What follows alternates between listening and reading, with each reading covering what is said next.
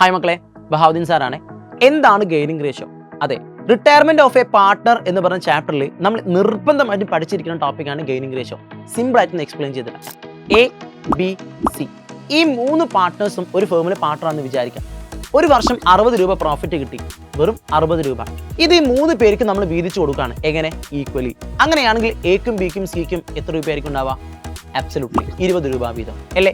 എന്നാൽ വിചാരിക്കുക, ഇതിൽ സി എന്ന് പറഞ്ഞ പാർട്ട്ണർ റിട്ടയർ ചെയ്തു. പറഞ്ഞ കാര്യം ക്ലിയർ അല്ലേ? അങ്ങനെയാണെങ്കിൽ 60 രൂപ പ്രോഫിറ്റ് ഈക്വലി എക്കും ബിക്കും വീതിക്കുകയാണെങ്കിൽ എത്ര രൂപയായിരിക്കും കിട്ടുക? ഈ 30 രൂപ എക്കും 30 രൂപ ബിക്കും. പറഞ്ഞ കാര്യം ക്ലിയർ അല്ലേ?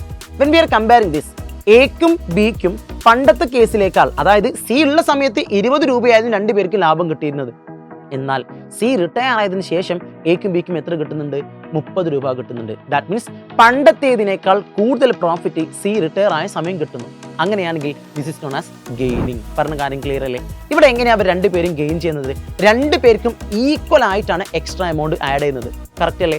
ആദ്യം 20 രൂപയായിരുന്നു, ഇപ്പൊ രണ്ടുപേർക്കും 30 രൂപയുണ്ട്. വിച്ച് മീൻസ് ഈക്വലി എന്ത് ചെയ്യുന്നുണ്ട്?